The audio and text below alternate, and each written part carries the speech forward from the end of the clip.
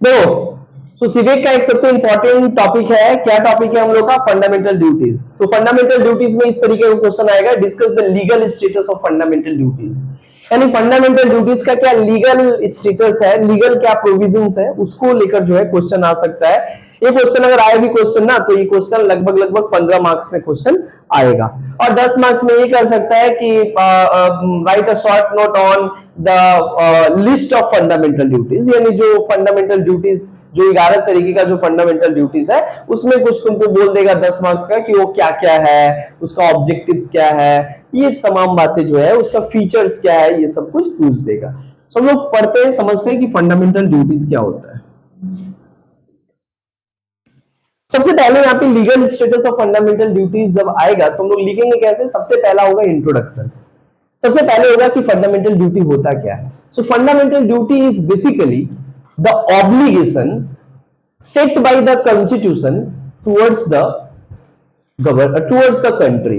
यानी जिस तरीके से नागरिकों को अधिकार दिया गया है संविधान के द्वारा, ठीक उसी तरीके से संविधान जो है नागरिकों को क्या करता है? कुछ कर्तव्य भी देता है जो अपने देश के लिए निभाना चाहिए हर एक नागरिकों को। इसी को हम लोग कहते हैं फंडामेंटल ड्यूटीज।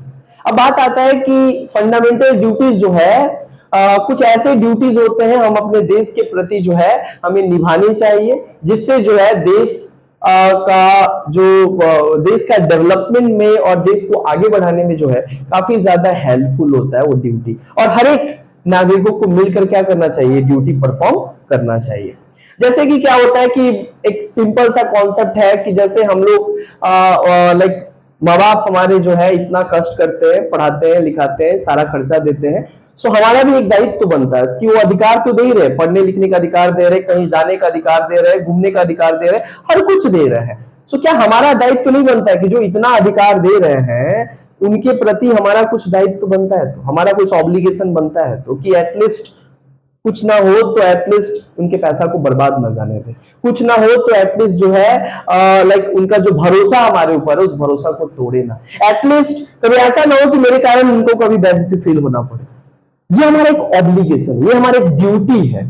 तो ये हमारा गार्जियन के प्रति, अपने फैमिली के प्रति, जिस फैमिली से हम बिलोंग करते हैं, तो तुम जिस देश से बिलोंग करते हो उस देश के प्रति, उस देश की मिट्टी के प्रति तुम्हारा कुछ तो दायित्व तो बनता है, तुम्हारा कुछ तो ड्यूटी बनता है, कुछ तो धर्म बनता है ना भाई। उसी धर्म को यहाँ पे कहा गया फंडामेंटल ड्यूटी।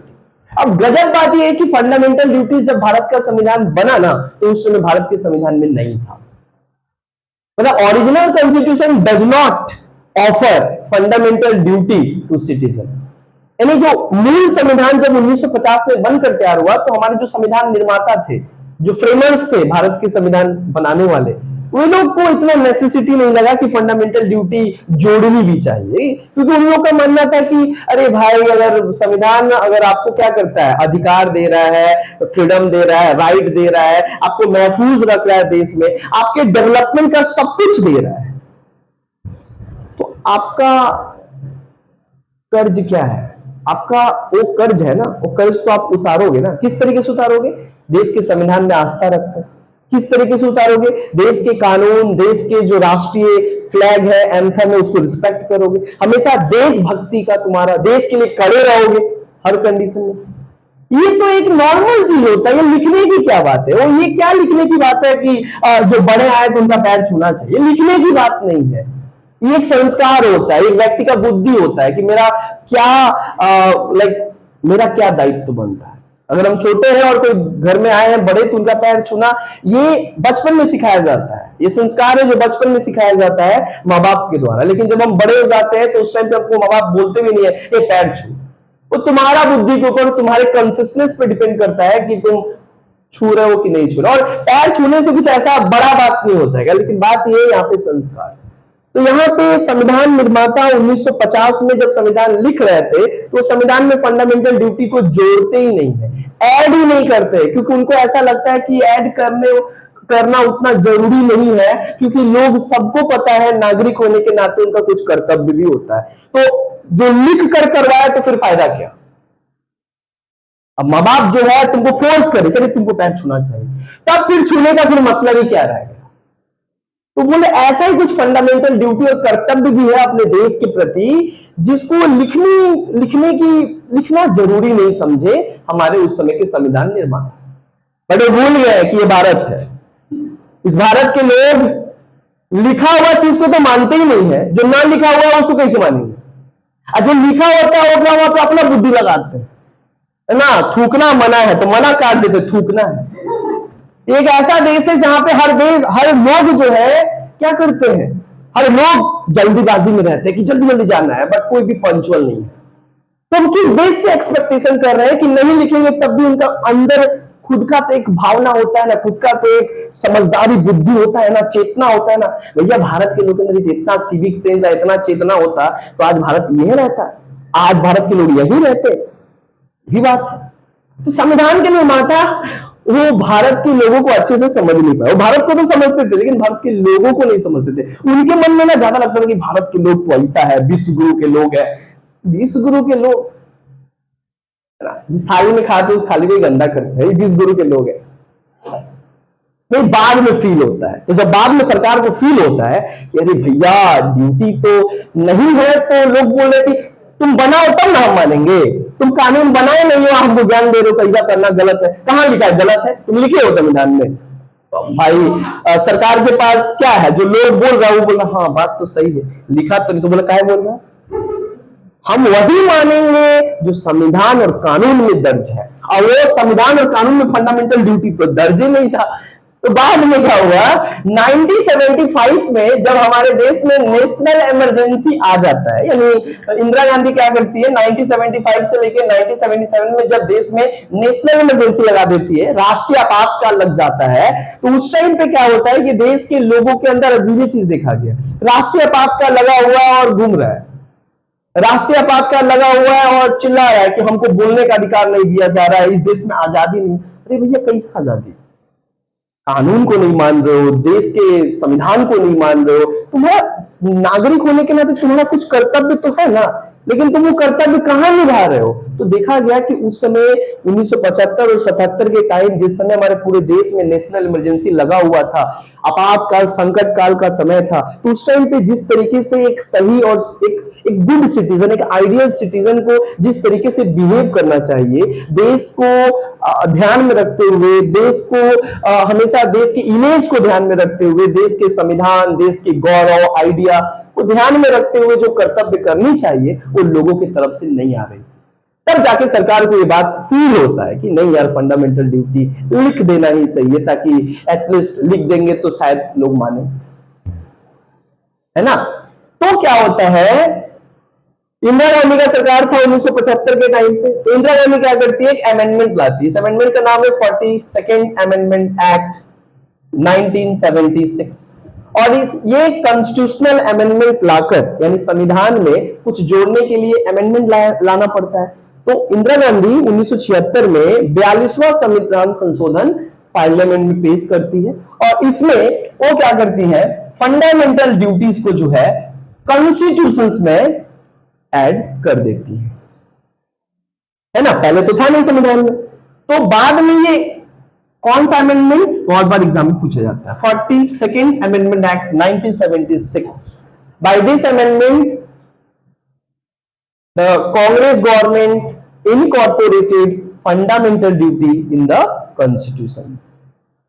बट ये फंडामेंटल ड्यूटी कौन, क्या क्या फंडामेंटल ड्यूटी होगा, हम अपने नागरिकों को, एक नागरिक का अपने देश के प्रति क्या क्या काम होता है, क्या क्या कर्तव्य होता है, क्या क्या दायित्व होता है, ये सरकार डिसाइड करने के लिए कांग्रेस गवर्नमेंट क्या करता है, 1976 में एक कमिटी बनाता है, सरदार सोरेन सिंह कमेटी।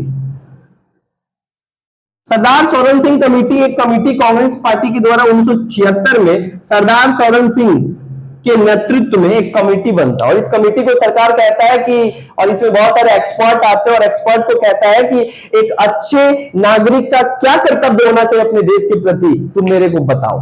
तो ये कमेटी क्या करता है, सारे लोग क्या करते हैं, आपस में बातचीत करके और इसके ऊपर बात विचार करके जो है, ये लोग क्या करते हैं, रिकमेंडेशन देते हैं सरकार को।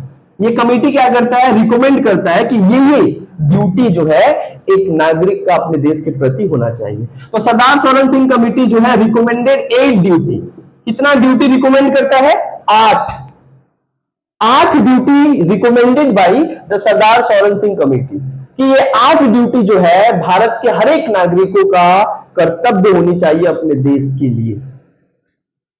बट इस 8 में कांग्रेस सरकार क्या किया? केवल 5 ही ड्यूटी को क्या करता है? एक्सेप्ट करता है, और बाकी अपने विचार करके और बात विचार और डिबेट करके जो है बाकी 5 सरदार सौरन सिंह कमेटी के रिकमेंडेशन को एक्सेप्ट करता है सरकार, और 5 अपना ड्यूटी ऐड करता है। टोटल कितना ड्यूटी हो जाता है? 10। और ये 10 ड्यूटी जो है इस अमेंडमेंट के द्वारा एक नया पार्ट क्रिएट किया जाता है संविधान में, पार्ट 4A। और ये पार्ट 4A में ये फंडामेंटल ड्यूटी को ऐड किया जाता है। किस आर्टिकल के तहत?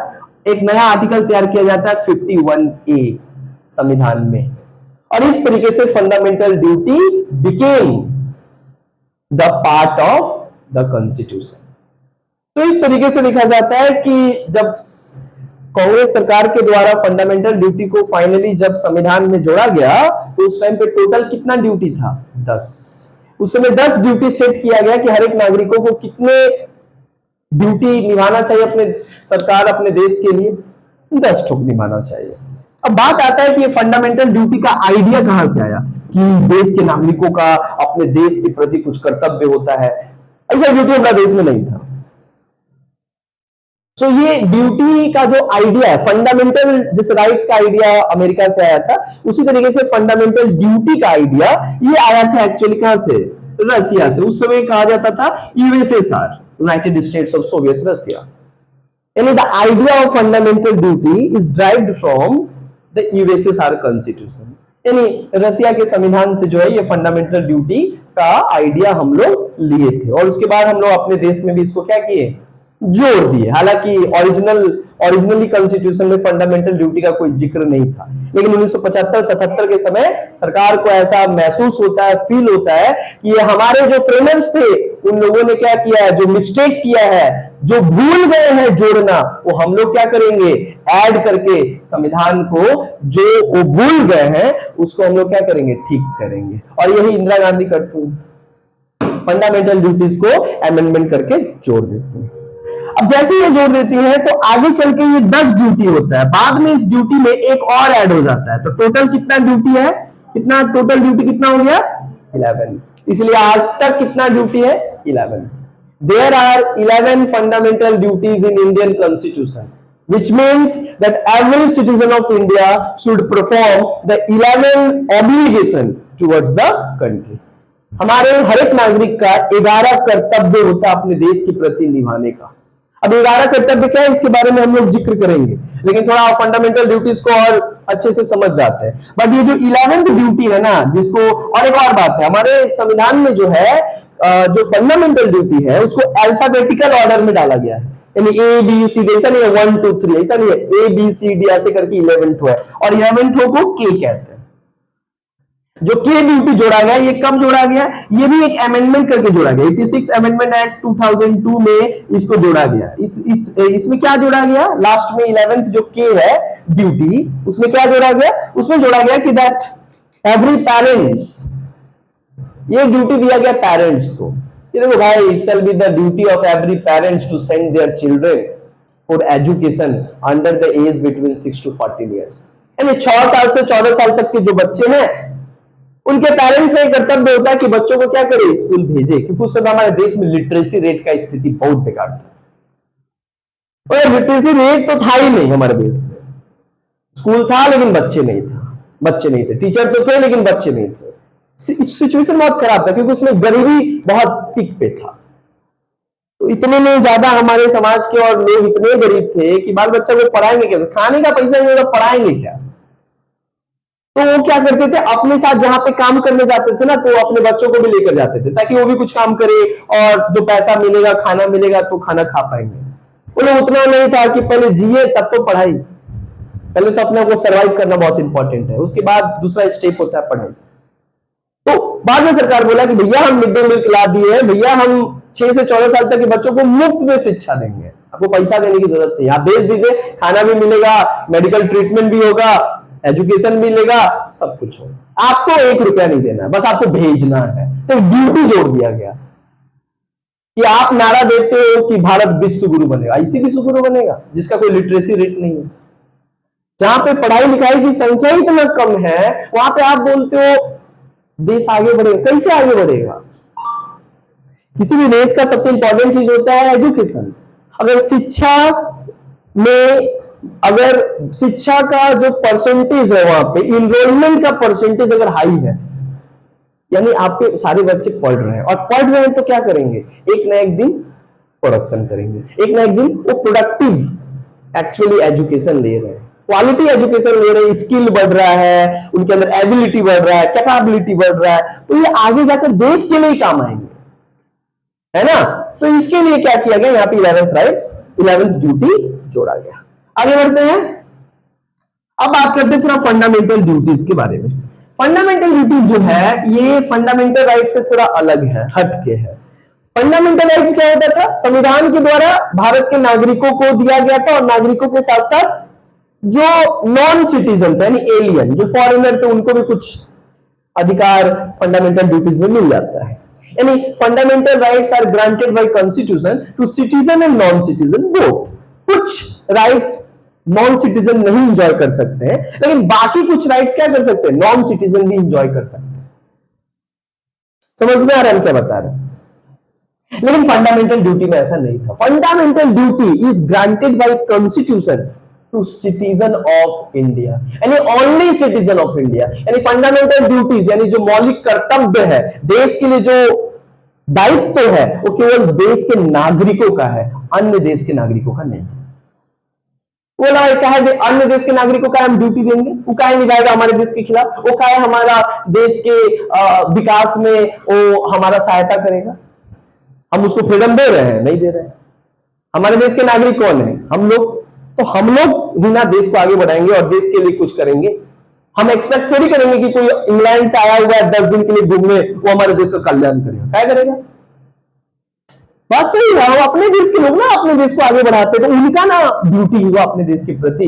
जो हमारे देश में पैदा ही नहीं हुए हैं, जो हमारे देश के है ही नहीं, जो हमारे देश के मिट्टी में ही पले बड़े नहीं है, यहाँ का हवा ही नहीं है, यहाँ का हवा नहीं पीते हैं, दूसरा यहाँ का सरकार का कोई फैसिलिटी नहीं मिलता है, फिर क्या एंजॉय करेंगे, क्या है वो ड्यूटी परफॉर्म करेंगे। समझ में यहाँ पे। और एक बात, जो फंडामेंटल ड्यूटी होता है ना, इसको रिलेटेड विद फंडामेंटल राइट्स। देखो, if you enjoy rights, then you should obey duty, you should do duty। अगर आप क्या कर रहे हो, राइट्स को एंजॉय कर रहे हो। राइट्स का मतलब क्या होता है, अगर आप पढ़ने लिखने का अधिकार है, घूमने फिरने का अधिकार है, सरकारी आपको सुविधा मिल रहा है, सारा कुछ, तो अगर आपको सारा सुविधा आपको मिल रहा है ना, तो आपका कुछ दायित्व भी बनता है ना। दायित्व भी बनता है ना। कैसे दायित्व बनता है? केवल जो अधिकार मिल रहा है हम इंजॉय कर रहे हैं, तो खाली अधिकार इंजॉय करने के लिए तो थोड़ी है हम, बाद में तो हमको पे भी करना पड़ेगा, है ना। मतलब fundamental rights and fundamental duty is को related with each other. You can't separate one from others. यानी आप ऐसा नहीं कर सकते कि फंडामेंटल राइट्स, आप पहले राइट्स एंजॉय करो, यानी संविधान खाली अधिकार दे दिया, अधिकार एंजॉय करो, ड्यूटी को एंजॉय करेगा, ड्यूटी के लिए दूसरे इंसान को खोजेंगे। वही बात हो गया, माँ बाप पैसा खर्चा कर रहे, सब कुछ दे रहे, पढ़ा रहे, लिखा रहे, और जब वो कोई काम बोले तो वो ना करेंगे। तुम्हारा कहा दूसरा, तुमको हम पैसा दे रहे, तुमको हम सब कुछ दे रहे, तो काम तुम्हें ना करोगे कि दूसरा गांव के लोग को खोज के ले आएंगे? गांव के लोग को खोज के नहीं लाएंगे ना भाई। उसी तरीके से देश भी बोल रहा है, फंडामेंटल राइट्स हम तुमको दे रहे हैं, फ्री एजुकेशन तुमको दे रहे हैं, फ्री हेल्थ चेकअप तुमको दे रहे हैं, लीगल सपोर्ट, लीगल सिक्योरिटी तुमको दे रहे हैं, अनाज राशन तुमको दे रहे हैं। काम कौन करेगा? दूसरा। तो तुम कैसे सोच लो कि खाली मिल रहा है तो एंजॉय करें, मिल रहा है तो एंजॉय में इसका कुछ ड्यूटी भी होता है, रिटर्न भी तो देना पड़ेगा, खाली लेने के लिए बैठे हो वैसे थोड़ी होता है। वही बात हो गया, फंडामेंटल ड्यूटी इज को related with fundamental rights. If you enjoy rights then you have to perform duty. हाँ, अगर तुम राइट्स एंजॉय नहीं करते हो, तुम बोलोगे हम तुम्हारा खाते नहीं, तुम तुम्हें गाएंगे कहा, हालांकि खाते हो तो गाना पड़ेगा, खाकर नहीं गाएंगे ऐसा तब तो हो गया हो नमक हरामी, ये तो गलत है ना। ऐसे समझ में आएगी नहीं। अब आगे बता रहे हैं, अच्छा फंडामेंटल ड्यूटी का गजब बात पता है क्या है, ये जो 11 को ड्यूटी हम लोग को दिया गया है ना, करना पड़ेगा, और ना करेंगे तो क्या होगा, कुछ नहीं होगा, होता भी नहीं।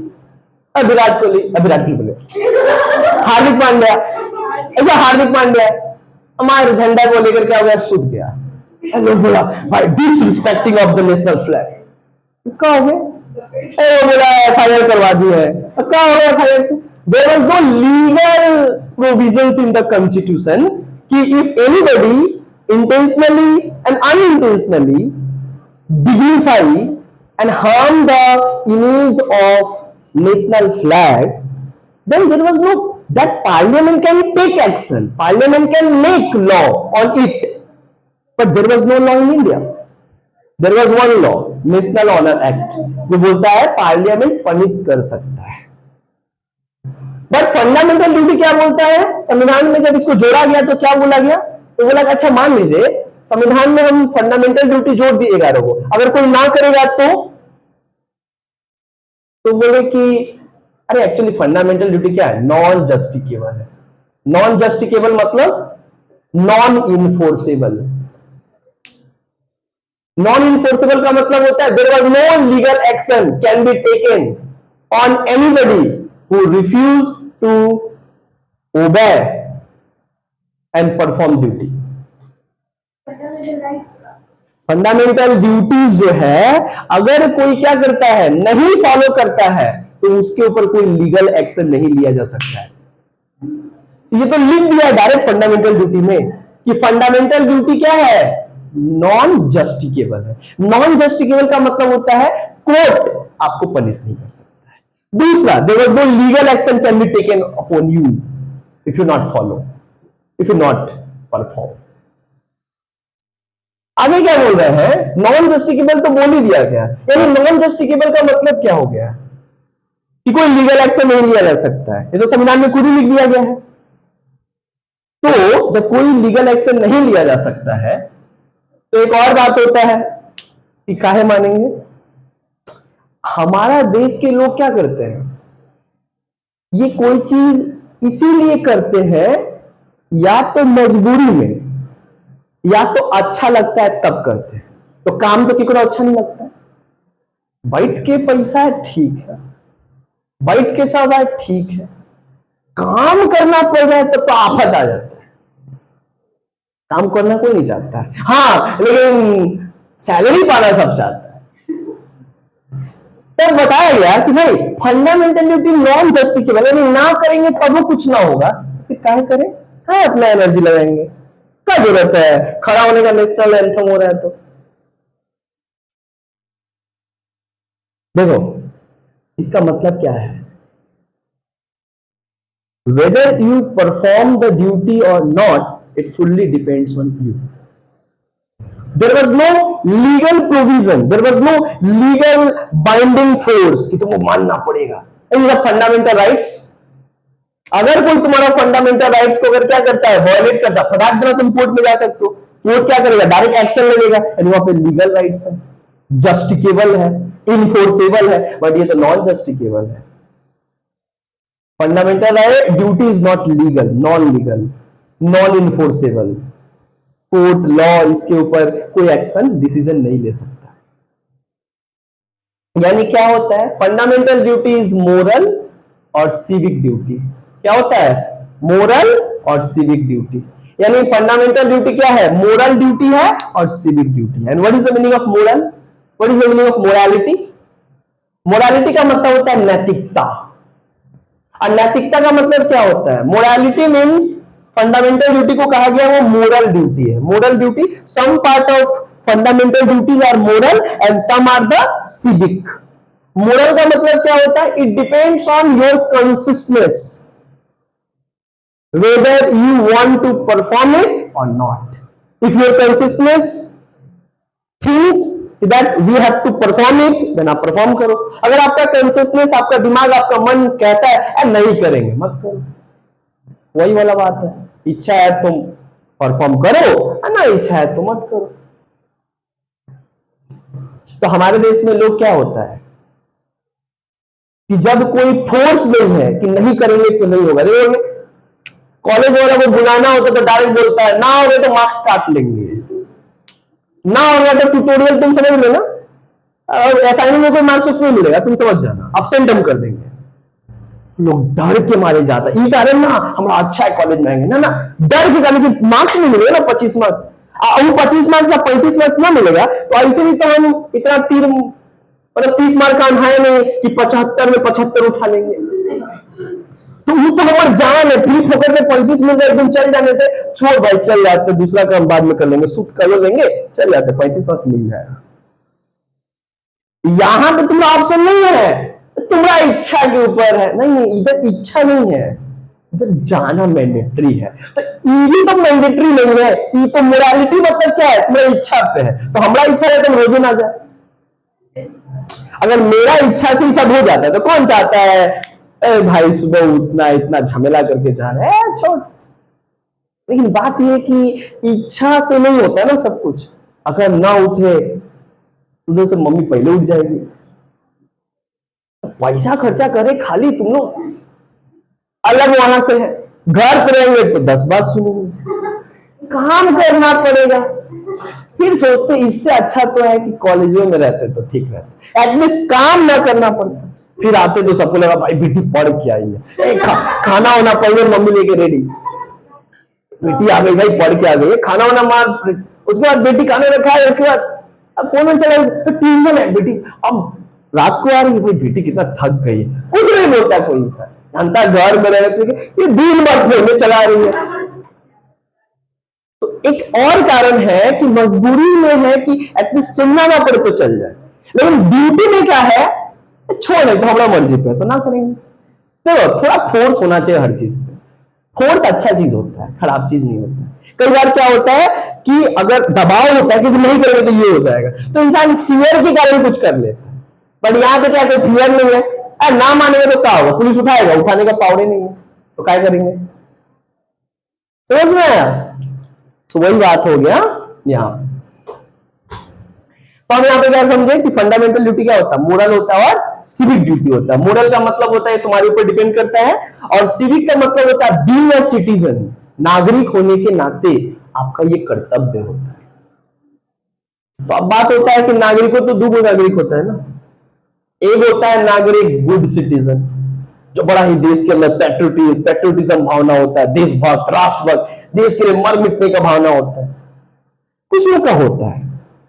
कुछ लोग क्या है बैड सिटीजन, हमरा कहां मिलेगा करके, हमको तो कुछ नहीं मिलेगा, तो हमको जब कुछ फायदा ना होगा तो क्या करेंगे, बाहर में जाए देश, हमरा कोई भला होगा कि नहीं, देश बाद में पहले हम है भाई। पहला क्या करता है, प्रायोरिटी अपने को देता है, बाद में देश को प्रायोरिटी देता है। तो ये एक तरीके का कैटेगरी का सिटीजन हुआ, तो क्या बोलेगा सिविक ड्यूटी है ना, तो हमको देखने से लगता है हम सिटीजन है। आजकल तो एसआईआर हो गया, हमारा नामो काट दिया है, तो आप तो ऐसे सिटीजन नहीं है, तो जब ऐसे सिटीजन नहीं है तो क्या फॉलो करेंगे। मेरा नाम नहीं काटा है, मेरा नाम नहीं काटा है, बहुत लोग को काट दिया है। तो यहां क्या बोल रहा है, सिविक ड्यूटी मतलब क्या है, being a citizen you have to perform the duty towards the country. नागरिक रहेंगे तब ना, नागरिक है ही नहीं तो क्या फॉलो करेंगे। तो आज का इंसान जो है ना, कॉन्स्टिट्यूशन में भी बीच ढूंढ के निकालता है, कहां पे कॉन्स्टिट्यूशनल मेकर जो है थोड़ा रियायती कर दी है, थोड़ा जहां पे हम बचने का चांस है, तो ये लोग उसी चीज को क्या करता है, देख लेता है, समझ जाता है, बस एंजॉय करता है। क्लियर हुआ मोरल और सिविक ड्यूटी, क्लियर हुआ, आगे बढ़ते हैं। अब यहां पे बात आ रहा है कि जो 11 गो ड्यूटी है, 3-4 गो ड्यूटी तुम लोगों को बता दे रहे हैं, है ना, 3-4 गो ड्यूटी बता दे रहे हैं। पहला यहां पे क्या होता है, पहला क्या होता है, पहला ड्यूटी है कि it is the duty and itself is the duty of every citizen of India to respect and follow the constitution, national flag, national anthem. यानी देश का संविधान, राष्ट्रीय ध्वज और जो राष्ट्रीय गान है उसका क्या होना चाहिए, रिस्पेक्ट होना चाहिए, सम्मान होना चाहिए। हर नागरिक का कर्तव्य है। अगर आप देश के नागरिक हो तो कौन देश का नागरिक होगा जो राष्ट्रीय गान चलता रहेगा और चुपचाप से बैठा रहेगा, जानबूझ के बैठा रहेगा? हो सकता है कि वो नहीं उसको सुनाई दिया हो, या अनइंटेंशनली तो कोई ऐसा नहीं करेगा। मतलब अनइंटेंशनली अगर ऐसा हो सकता है, कोई इंटेंशनली जानबूझ के थोड़ी बैठा रहेगा, खड़ा ही रहेगा। क्योंकि वो जब गान चलता है ना तो जो ना खड़ा होना चाहते हैं वो भी खड़ा हो जाते हैं। इस तरीके का वहां पे उसमें पैट्रियोटिज्म की भावना आता है। तो वही बोला जा रहा है, ये भाई सबका ड्यूटी होता है कि at least national flag, national anthem और हमारा जो संविधान कानून है उसकी रिस्पेक्ट करना, इज्जत और मर्यादा का ध्यान रखना, पहला। दूसरा ड्यूटी क्या बोलता है, to cherish and follow the noble ideals of the struggle of freedom fighter. And जो हमारे फ्रीडम फाइटर हुए, जो हमारे देश के लिए, इस मुल्क के लिए, मुल्क को आजाद करने के लिए अपना शहादत दे दिए, अपना बलि दे दिए, बलिदान दे दिए, उनके बलिदान को याद करना, उनके बलिदान को चेरिश करना, यानी उनके जो बलिदान है, उनके जो आइडियल्स है, उस आइडियल्स पे गर्व करना, प्राउड फील करना, we are Indians and they are our freedom fighters, they are the national hero of, they are the national hero, जिन्होंने अपना जान देकर हमारे देश को क्या किया, आजाद किया और बचाया। तो ये भी एक ड्यूटी है ना भाई। महात्मा गांधी हो गए, चाहे नेताजी सुभाष चंद्र बोस हो गए, चाहे भगत सिंह हो गए, चाहे सुखदेव हो गए, राजगुरु हो गए, इतने सारे फ्रीडम फाइटर्स हैं। तो उनके जो आइडियल्स है, उनके जो करेज है, ब्रेवरी है, उनको तो रिस्पेक्ट करोगे। उनका जो सेक्रीफाइस है अपने देश के लिए, वो किसके लिए किए, हम लोग के लिए किए। अच्छा, उनको तो इज्जत नहीं दोगे तो उन लोग भी उधर सोचेंगे स्वर्ग में, ऐसा इंसान के लिए हम अपना जान गवा दिए, तो हीरो के लिए मर गए 19 साल की उम्र में, 20 साल की उम्र में। हीरो मतलब ना हमारा इज्जत करता है, और जिसके कारण आज ये लोग आजाद है, बट उस व्यक्ति को क्या करता है, लोग सम्मान नहीं करते। वो भी बात है ना।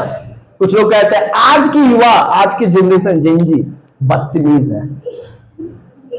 हालांकि ऐसा नहीं बात है, वो बोलते हैं तो इसका मतलब देखो, हर मतलब मुंहफट इंसान और थोड़ा ज्यादा बोलता है या स्लाइन लैंग्वेज का यूज करता है, इसका मतलब ये नहीं है कि वो गलत इंसान है। इंसान क्या होता है ना, किसी को देखकर बात करके परख लेते हैं, ऐसा नहीं होता है भाई।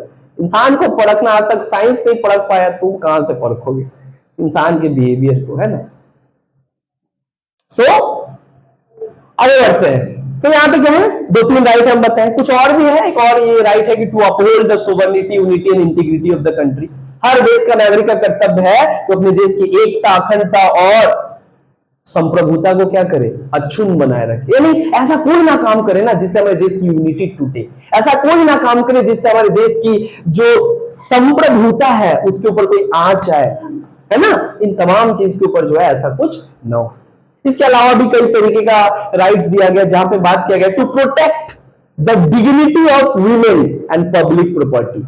हमें अपने देश में क्या करना चाहिए, औरतों की मर्यादा का सम्मान करना चाहिए, और इसके साथ ही साथ हमारे देश के जितने भी जो पब्लिक प्रॉपर्टी है, यानी सरकारी जितने भी संपत्ति है, उनकी रक्षा करनी चाहिए।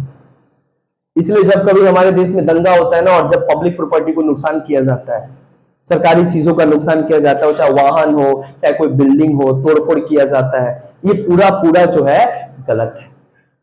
क्योंकि संविधान में आपका कर्तव्य है कि पब्लिक प्रॉपर्टी का रक्षा करना, क्योंकि जो पब्लिक प्रॉपर्टी तो आपके लिए है ना, और आपके पैसे से बनाया गया है। जब हमारे देश में क्या होता है, जब कभी होता है, जब ट्रेन जला दिया गया था अग्निवीर के सिचुएशन में, अग्निवीर में जब ये लोग प्रोटेस्ट किए थे यूथ, तो वहां पे ट्रेन जला दिए थे। तो जो ट्रेन इतना करोड़ का जला, किसका पैसा से जला था, तुम्हारा? जलाए कौन? तुम।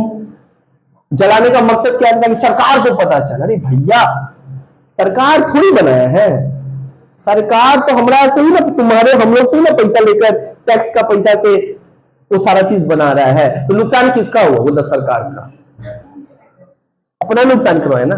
इसलिए सरकार क्या करता है, जितना भी जो सरकारी संपत्ति होता है वहां पे लिख देता है ये आपकी संपत्ति है। तो ये आपकी संपत्ति है, तो अपना घर को कोई नुकसान करेगा, अपना घर में कोई तोड़फोड़ करेगा? तो जब अपना घर में आप तोड़फोड़ नहीं कर सकते हो, तो ये भी तो आपका ही टैक्स के पैसे से बना हुआ है। तो आप इसको कहे तोड़फोड़ कर रहे हो। इंसान को थोड़ा बैठा के समझाना पड़ता है, बाद में क्या होता है थोड़ा बहुत अकल आता है, लेकिन उस समय तो जोश में एकदम गर्म खून है, आग लगा दे, मेरा थोड़ी जा रहा है, लोग कैसा लगता है मेरा थोड़ी जा रहा है, अरे भाई पूरा देश का जा रहा है, देश में तो तुम भी हो। अच्छा ये सारा क्या होता है ना, 11 ड्यूटी होता है। अब मेन मुद्दा कहां पे आता है, मेन मुद्दा होता है क्या फंडामेंटल ड्यूटी का कोई लीगल स्टेटस है। लीगल स्टेटस मतलब क्या, कोई लीगल प्रोविजंस है रिगार्डिंग द फंडामेंटल ड्यूटी। यानी अब यहां पे क्वेश्चन आता है कि whether fundamental duty is legal और नॉट। तो जब संविधान हम लोग जब पढ़ते हैं तो हम लोग साफ साफ दिखाई देता है कि fundamental duty is not legal duty, यानी it is not binding over any citizen that they should perform it, and if they are not perform, अगर वो नहीं परफॉर्म करते तो उनके ऊपर कोई लीगल एक्शन लिया जा सकता है। ये इनफोर्सेबल यहां पे डायरेक्ट बता दिया है कि नॉन इनफोर्सेबल है, नॉन जस्टिकेबल है, यानी कि इसका मतलब है कि हमारा फंडामेंटल ड्यूटी क्या है, लीगल नहीं है। लेकिन पार्लियामेंट को ये पावर दिया गया है कि parliament has power to make a law over fundamental duty. If anyone harm and if anyone intentionally refuse to perform the duty, अगर आप परफॉर्म न करते हो तो ठीक है मत करो, मतलब आपको बोला गया कि आप नेशनल फ्लैग जो है आप अगर क्या करते हो नहीं रखना चाहते हो मत रखो। तो जब आपको परफॉर्म नहीं कर सकते हो तो आपको उसको डिस्ट्रॉय करने का भी अधिकार नहीं है। कोई चीज आप कर नहीं सकते हो, किसी का आप भला नहीं कर सकते हो तो उसका बुरा भी मत करो। सिर्फ यहां पे कहानी है पार्लियामेंट के पास ये पावर है, लेकिन याद रखना parliament has power to make a law over the fundamental duty. और अगर कोई गलत तरीके से क्या करता है, हमारे फंडामेंटल ड्यूटी को हार्म करता है, फॉलो नहीं करता लेकिन हार्म करता है, डिस्ट्रॉय करता है, तो उसके ऊपर ये लॉ बना के उसको पनिश कर सकता है। और इसके लिए जब हमारे देश में क्या होने लगा ना कि जो हमारा राष्ट्रीय झंडा है नेशनल फ्लैग, इसको लोग क्या करते थे ना, झंडा तो क्या करते हैं फ्लैग होस्टिंग तो कर लेते थे और बाद में ऐसे छोड़ देते थे। बाद में क्या होता था, नीचे गिर जाता था, फट जाता था और पूरा सड़क पे रहता था, लोग उसके ऊपर पैर धर के जाते थे। बाद में सरकार बनाई, क्या है ये हमारे देश का तो जो नेशनल फ्लैग है जिसके लिए इतने लोग कुर्बान हो गए, जो बॉर्डर पे खड़े हुए सारे जितने भी सैनिक है वो उसका ही रक्षा करने के लिए वहां पे खड़े हैं। और हम क्या कर रहे हैं, उसी के डिग्निटी को जो है अपने ही नागरिक अपने ही देश में उस झंडा को डिग्निफाइड, उस झंडा को पूरे तरीके से क्या कर रहे हैं, उसको डिस्ट्रॉय कर रहे हैं, फाड़ दे रहे हैं, बर्निंग कर दे रहे हैं, जला दे रहे हैं। तब तो इसके ऊपर एक्शन लेना पड़ेगा ना। तो सरकार क्या किया, एक एक्ट बनाया, नेशनल पार्लियामेंट एक्ट बनाया, नेशनल ऑनर एक्ट 1971, जो क्या कहता है अगर कोई व्यक्ति इंटेंशनली नेशनल फ्लैग को जला देता है, नेशनल फ्लैग को फाड़ देता है, नेशनल फ्लैग को किसी भी तरीके से डिसरिस्पेक्ट करने की कोशिश करता है, तो नेशनल ऑनर एक्ट की तरफ मतलब अकॉर्डिंग इस एक्ट के थ्रू जो है उसको पनिश किया जाएगा। यानी 1971 का एक्ट ये बात बता दिया कि फंडामेंटल ड्यूटी जो है is not legal, but if you destroy the fabric of fundamental duty, if you try to destroy the image of the country, then parliament can take action, है ना। पार्लियामेंट एक्शन ले सकता है अगर कभी तुम इंटेंशनली हार्म करने की कोशिश की। मत फॉलो करो ना, नहीं तुम्हारे ऊपर कोई एक्शन नहीं हुआ, ये तो पहले ही बोल दिया ना, कर भी सकते हो ना भी कर सकते हो। तो तुम जब नहीं कर सकते हो और तुम परफॉर्म भी नहीं कर रहे हो ड्यूटी, नेशनल फ्लैग को तुम क्या कर रहे हो, सम्मान नहीं दे रहे हो, तो असम्मानित भी नहीं करो, सिंपल बात है। असम्मानित करने का अधिकार किसको दिया, उसको इस तरीके से फाड़ने का जलाने का अधिकार तो कोई दिया नहीं। और ऐसा करोगे तो कानून तो बना दिया गया 1971 नेशनल ऑनर एक्ट। एक और कानून लिखा जा रहा है। 1972 में भारत सरकार एक और कानून बनाया। क्या बनाया? Wild life protection act. Wild life protection act जो ये बता रहा है, वाइल्ड लाइफ प्रोटेक्शन एक्ट, जहां पे क्या बोला, एक हमारा ड्यूटी है, सुन लो, it is the duty of every citizen of India to protect wildlife, यानी जितने भी जो जंगली जीव जंतु है उनका हमारा प्रोटेक्ट, हम रक्षा करने का अधिकार है। वो जंगली जीव जंतु हो, फॉरेस्ट हो, लेक हो, हमारा तुम्हारा फॉरेस्ट है, लेक हो, रिवर हो, है ना, हिल हो, जितने भी हमारा नेचुरल चीज है जो हमारे देश में मौजूद है, पेड़ पौधा जो कुछ भी है, उसको आप क्या नहीं कर सकते हो, डिस्ट्रॉय नहीं कर सकते हो, उसको तो प्रोटेक्ट करने का काम है। और अगर कोई डिस्ट्रॉय करता है तो उसके ऊपर एक्ट लगता है, 1972 वाइल्ड लाइफ प्रोटेक्शन एक्ट। अगर कोई वाइल्ड लाइफ को क्या करता है, जैसे अभी कई दफा हम लोग नहीं सुनते हैं, एक सलमान खान के ऊपर केस आया था कि वो हिरन को मार दिया। एक केस ये आया था कि बाघ और जितने भी शेर है और चीता है, जितने भी, उनको क्या किया जाता है, शिकार किया जा रहा है और उनकी स्किन को काटा जा रहा है और स्किन निकाल कर क्या किया जा रहा है, उसका कपड़ा बनाया जा रहा है और बहुत दाम में इंटरनेशनल मार्केट में बेचा जा रहा है। क्या ये गलत नहीं है? वाइल्ड लाइफ प्रोटेक्शन एक्ट तो इसलिए तो बनाया गया है ताकि कोई वाइल्ड लाइफ को क्या ना करे, हार्म ना करे। समझ में आया? समझ में आ रहा है? अच्छा, इसके बाद तो एक और एक्ट भी बनाया गया सरकार के द्वारा 1980 में, forest protection act. Forest act आया ना, फॉरेस्ट प्रोटेक्शन एक्ट, यानी यहां पे बात आया कि जंगल को बचाने के लिए, कि गलत तरीके से माइनिंग के लिए डिफॉरेस्टेशन नहीं हो। देखो ना, अभी तो अरावली को लेकर इतना प्रोटेस्ट हुआ हमारे देश में। क्यों प्रोटेस्ट हुआ कि भाई ये अरावली को क्यों काटा जाएगा, डिफॉरेस्टेशन क्यों करोगे, पैसा कमाने के लिए, थोड़ा सा बेनिफिट के लिए हमारा सारा जितना भी वन है तुम उसको बर्बाद क्यों करोगे। Forest protection act 1980। यानी इनडायरेक्टली देखा, डायरेक्टली देखा जाए तो फंडामेंटल ड्यूटी पे हमारा कोई लॉ नहीं है, लेकिन parliament can make a law at a time when it is needed. यानी ये भी मत समझो कि फंडामेंटल ड्यूटीज को हम ना माने, ठीक है, लेकिन आप इसको क्या करें, उल्लंघन कर दिए, यानी नेशनल फ्लैग को फाड़ दे रहे हो, जैसा बोला गया है वैसा कर तो नहीं रहे हो, लेकिन उसके अगेंस्ट कुछ कर दे रहे हो। तो याद रखो, पार्लियामेंट के पास कानून बनाने का सारा पावर है, तो कानून बनाना है, कुछ तो कानून तो बन भी गया है, अब जरूरत पड़े तो कानून फिर भी क्या कर सकता है, पार्लियामेंट बना सकता है। यानी fundamental duty is directly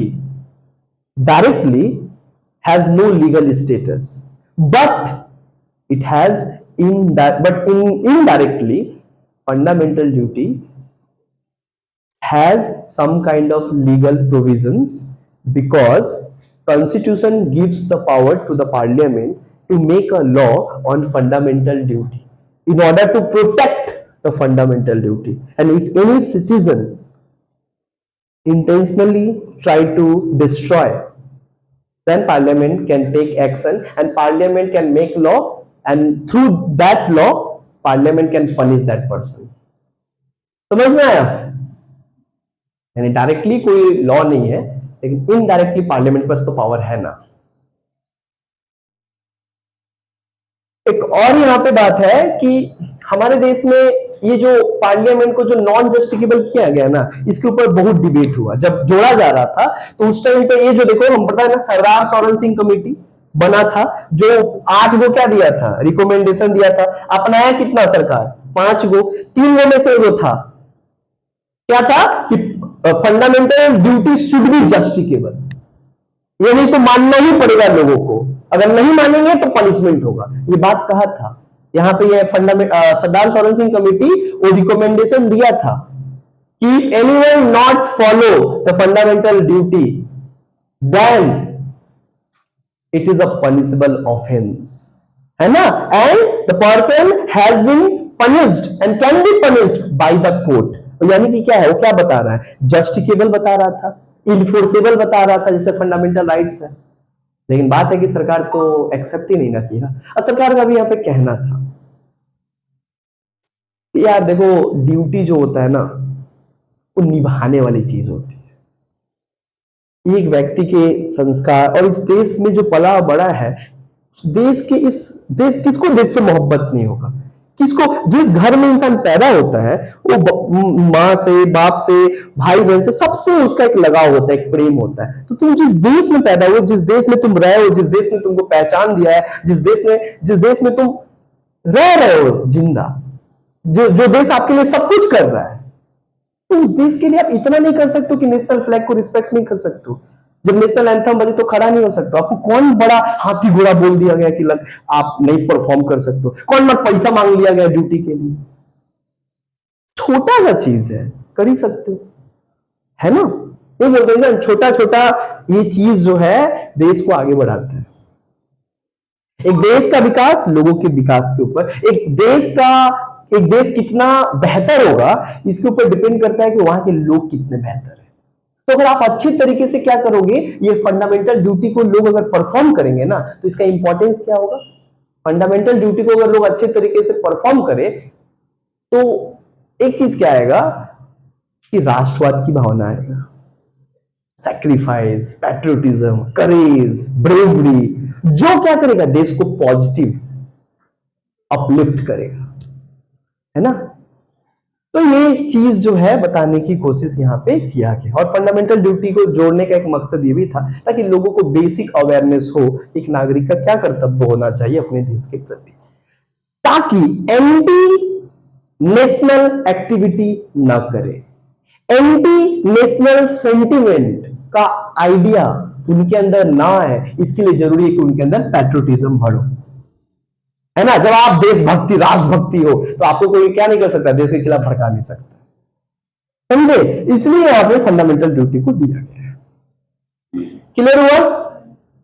तो ये यहां पे समझे, लास्ट में हम कंक्लूजन में लिख देंगे कि लीगल स्टेटस डायरेक्टली तो नहीं है, लेकिन इनडायरेक्टली पार्लियामेंट इसके ऊपर कानून बना सकता है। और देयर आर सेवरल लॉ जो पार्लियामेंट बनाया है in order to protect the national honour में बताया गया, नेशनल एंथम को प्रोटेक्ट करने के लिए, नेशनल फ्लैग को प्रोटेक्ट करने के लिए बनाया है नेशनल ऑनर एक्ट 1971।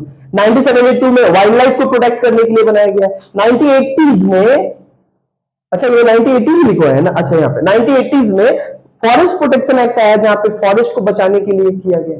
यानी कुल मिलाकर ये साफ साफ हम लोग को देखने को मिलता है फंडामेंटल ड्यूटीज में कि हम लोग का दायित्व तो है कि फंडामेंटल ड्यूटी हम लोग क्या करें, निभाना चाहिए देश को आगे बढ़ाने के लिए। और अगर आप नहीं निभाते हो तो कोई बात नहीं, लेकिन आप इसके अगेंस्ट नहीं जा सकते। और अगर इस अगेंस्ट जाते हो तो ये मत समझो कि कोई प्रोविजंस नहीं है। There was an provision, parliament के पास है जो आपको पनिश कर सकता है। क्लियर? तो ये हम लोग का जो है फंडामेंटल ड्यूटीज का लीगल स्टेटस कंप्लीट हो, जो बहुत इंपॉर्टेंट क्वेश्चन है, जो 25 मार्क्स में 15 + 10 मार्क्स में आ सकता है। ठीक है, समझ में आया? Thank you.